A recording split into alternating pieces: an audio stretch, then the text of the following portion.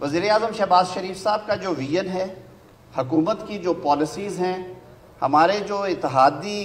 हुकूमत में मौजूद हैं, वो पाकिस्तान पीपल्स पार्टी है, पाकिस्तान मुस्लिम लीग के चौधरी सालिक साहब बैठे हुए हैं, आप इस ख़ानदान से अच्छी तरह वाकिफ़ हैं। हमारे जो अलायंस में मुत्तहिदा कौमी मूवमेंट, ये सब एक पेज पे हैं कि आप खुशहाल हैं तो पाकिस्तान खुशहाल होगा, आप खुश हैं तो एम्प्लॉयर खुश होगा, आप काम करेंगे तो ये पहिया आगे चलेगा। और उसके लिए हमें फरीक बन के नहीं बैठना। हमें जैसे बात चेयरमैन साहब ने बड़ी खूबसूरती से की, उन्होंने लुकमा दिया था, जब ऊपर से बात हुई उन्होंने कहा कि ये जो आजिर और अजीर का रिश्ता है ये कोई मियाँ बीवी के रिश्ते से मिलता जुलता है, तो उन्होंने कहा कि फिर सास को भी ये सोचना चाहिए कि वो कभी बहू थी। वो बात बिल्कुल ठीक है। मैं आपको पहले तो ये मुबारकबाद पेश करता हूँ, और मुझे डॉक्टर अरशद साहब और सालिक साहब ये बारहा याद भी करा चुके हैं कि जब ये मरहला था इस दफ़ा चेयरमैन NIRC की तकर्री का, तो under the rules of business मुझे कुछ नाम शॉर्ट लिस्ट करके तो वजारत से डिस्कस करना पड़ते हैं। तो मैं कम अज़ कम जिस इम्तिहान में पढ़ा था, मैं आपके सामने और उसकी ज़ात के सामने इस हवाले से ज़रूर सुरखरू हूँ कि मैंने जो शौकत अज़ीज़ सिद्दीकी साहब को घर जाके राज़ी किया कि आप इस मनसब पे आएँ और इसे संभालें, और उनके 2 दफ़ा इनकार के बावजूद तीसरा राइट एक्सरसाइज किया और उन्होंने बड़े भाई के तौर पे वो बात मान ली। मुझे आज खुशी हो रही है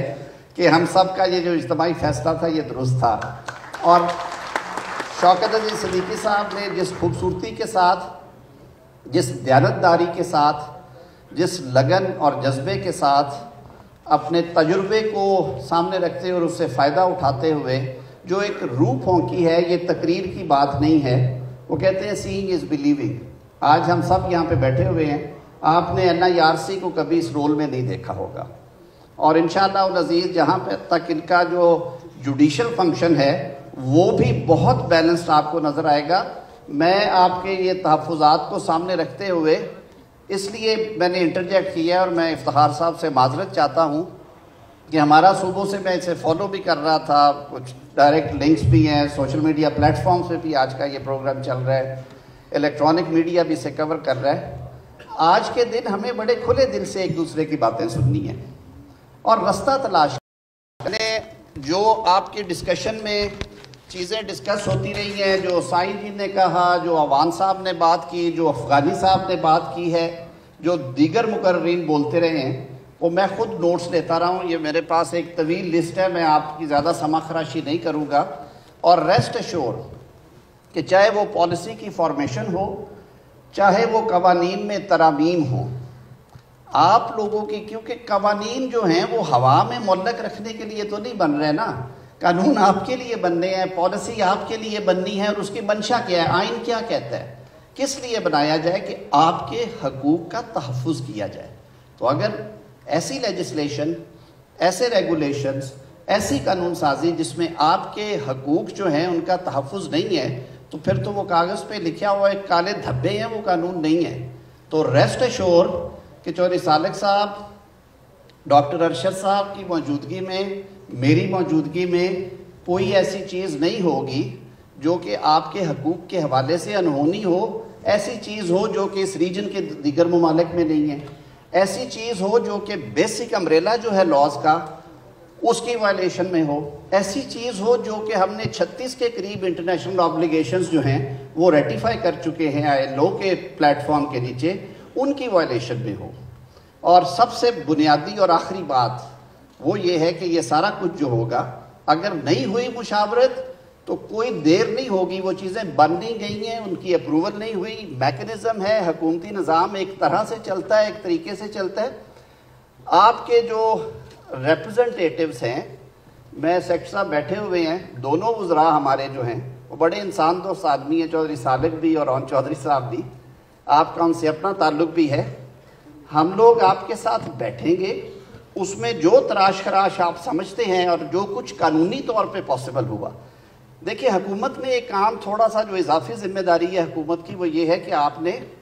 with in the framework of law रह के काम करना है। सियासी जलसे की तकरीर में اور اس طرح کے سیمینارز پہ کی ہوئی گفتگو میں جو بنیادی فرق ہے وہ یہ ہے کہ آپ وہ بات کریں گے جو قانونی طور پہ، آئینی طور پہ اور جو پیرامیٹرز ہیں، جو ایک امبریلا یا فریم ورک ہے، اس کے اندر رہتے ہوئے ممکن ہو، جو کی جا سکتی ہے۔ اور جیسے میں نے پہلے کہا کہ ساری ایکسرسائز کا مقصد بشمول آج کے اس سیمینار کا مقصد کیا ہے؟ آپ کے حقوق کا تحفظ، آپ کے لیے ایک ایسا سازگار ماحول پیدا کرنا جس میں کام کرتے ہوئے آپ کو یہ یقین ہو کہ آپ کو آپ کے جو محنت ہے اس کی اجرت ملے گی، اور ریاست کو یہ پتہ ہو کہ میرے یہ جو نوجوان، یہ جو بزرگ اپنا خون پسینہ بہا رہے ہیں، وہ اس ملک کے معیشت کے پہیے کو تیز چلانے کے لیے بہا رہے ہیں۔ تو آپ ہمارے ماتھے کا جھومر ہے، کوئی ولن والے کریکٹرز ہمارے آپ کے نہیں ہیں۔ آپ ہمیں بہت عزیز ہیں اور ہر ریاست کو عزیز ہونا چاہیے۔ تو انشاءاللہ العزیز ریسٹ ایشور جو کچھ ہوگا، وزارت جو آپ کی افرادی قوت کی ہے اور وزارت قانون، آپ سمجھیں آپ کی اپنی وزارتیں ہیں، پوری طرح ہم آپ سے کنسلٹیشن کر کے چیزوں کو اس طرح سے سٹریم لائن کریں گے جس میں وہ کہتے ہیں نا جی ون ون ہو، کہ آجر بھی خوش ہو، اجیر بھی خوش ہو، اور دونوں چیزیں جو ہیں ہم ان کو ساتھ لے کے چلے۔ محنت کش ہر طبقے کا، ہر ریاست اور ہر ملک کا ایک ایسا طبقہ ہے جو بلا شبہ لائق تحسین ہے۔ میں بطور وزیر انسانی حقوق